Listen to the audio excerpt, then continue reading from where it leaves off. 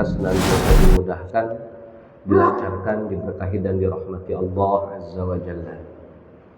Salawat dan salam semoga dilimpah curahkan kepada Nabi Allah Muhammad sallallahu alaihi wasallam beserta para keluarga, sahabat dan segenap umat yang senantiasa itba' kepadanya ila akhiril hayah nanti, mudah-mudahan termasuk kita di dalamnya.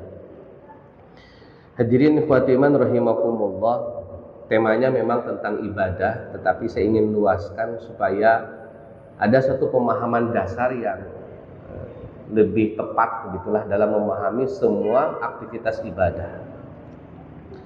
Saya ingin mulai dari madhab dan produk hukumnya, karena sebelum sampai ilmu itu ke kita, ilmu tersebut telah dimiliki oleh ulama mazhab. Poin ini nggak bisa dibantah. Kita boleh kagum dan suka dengan ustadz hari ini, tapi mohon maaf, ustadz hari ini pun masih mengutip ulama sebelumnya. Ada yang mengutip Ibnu Taimiyah, ada yang mengutip Ibnu Qayyim, dalam tafsir ada yang mengutip Imam As-Sa'di gitu.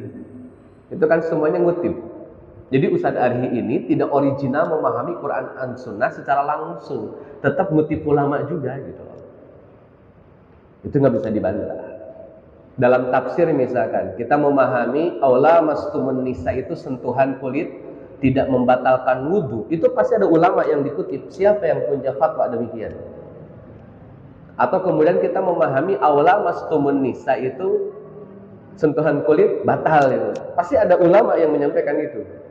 Jadi sebelum para asatid hari ini punya fatwa, sebelum para asatid ini menceramahkan materi-materi agamanya, maka jauh sebelum para asatid tersebut ada ulama-ulama yang telah menjelaskan itu semua.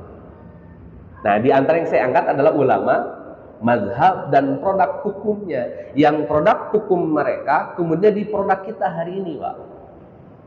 Jadi produk hukum ulama mazhab tersebut jadi produk hukum kita hari ini. Misal kita ambil contoh dulu lah, biar kita memahami lebih konkret. Imam Malik rahimahullahu ta'ala itu punya fatwa kalau sholat tidak mesti sedekap. Imam Malik punya fatwa kalau sholat itu tidak mesti sedekap. Maka ya Allahu Akbar tangannya selonjoran aja udah, lempeng aja udah tangannya, nggak ada sedekap-sedekapnya. Itu ucapan, pernyataan, statement, pendapat dari Imam Malik. Kenapa kok Imam Malik punya pendapat demikian? Satu, tidak ada hadis sahih menurut Imam Malik tentang sedekap dalam sholat. Nggak ada hadis sahihnya. Yang ada dalam kitab Bulughul Maram dihukumi dhaif oleh Imam Malik rahimahullahu ta'ala. Yang kedua, kata Imam Malik, saya itu mengambil hukum setelah Quran, Sunnah, Ijma. Yang keempat itu Imam Malik mengambil hukum berdasarkan amalnya Ahlul Madinah, amalnya orang-orang Madinah. Dan amal orang-orang Madinah saat sholat tidak sedekap. Selesai. Itu Imam Malik. Dan produk hukum ini sampai sekarang masih ada. Mungkin bagi teman-teman, bapak-bapak, ibu-ibu yang umrah, itu lebih sering melihat keragaman sholat itu di sana. Dalam satu saf misalkan, samping kiri tidak sedekap, bisa jadi. Atau samping kanan kita tidak sedekap. Dan hal itu lumrah saja. Lumrah saja. Kenapa? Karena ada pendapat ulama terdahulu yang sudah menyampaikan demikian. Tahu Ustaz sekarang tinggal ngikut doang kok. Bukan bikin produk yang baru. Atau Imam Syafi'i dalam urusan sedekap itu di atas pusar. Dalam madhab Syafi'i ketika sedekap maka dianjurkan di atas pusar. Pusar. Nah di atasnya itu itulah tempat kita sedekap. Tangan kanan ditutup tangan kiri. Mau kafunnya, mau telapak tangannya, pergelangannya, atau sa'id lengannya, silahkan. Intinya meletakkan tangan kanan di atas tangan kiri. Kata Imam Syafi'i di atas pusar.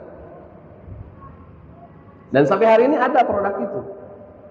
Yang ketiga, Imam Ahmad dan Imam Abu Hanifah punya pendapat bahwa sedekap itu di bawah pusar. Itu Imam Ahmad dan Imam Abu Hanifah rahimahullahu taala. Jadi itu semua merupakan produk fikih yang ada. Jadi ulama sekarang kan tinggal ngikutin aja. Ini ada ulama madhab, yang satu punya pendapat tidak sedekap, yang satu sedekap di atas pusar, yang satu sedekapnya di bawah pusat. Nanti kan pertanyaannya, terus contoh Nabi yang mana kan? Kalau ulama madhab berbeda, terus contoh Nabinya yang mana? Akhirnya kan kita jadi bingung sendiri nih, jangan-jangan contoh Nabi cuma satu, yang lain salah, atau jangan-jangan semuanya benar, atau jangan-jangan malah semuanya salah gitu. Nah, hadirin Fatimah rahimakumullah, saya ingin menegaskan poin bahwa dalam pendapat para asatid sekarang, siapapun ustadznya, lulusan manapun ini, saya tidak ingin memilih lulusan mana. Kesannya kalau lulusan negara tertentu lebih alim, lebih soleh itu, aduh, itu masalah itu. Tidak ada standar kesolehan dan keilmuan gara-gara tempat di mana dia belajar. Nggak ada itu urusannya. Yang benar ya, semakin serius orang belajar, semakin benar gitu. Bukan masalah tempat.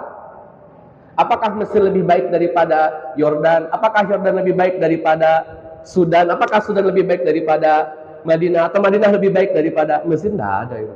Ispodoa ya. Yang menentukan kualitas orangnya, sejauh mana dia punya keseriusan dalam belajar. Jadi nggak harus kemudian kalau lulusan ini pasti benar tadi.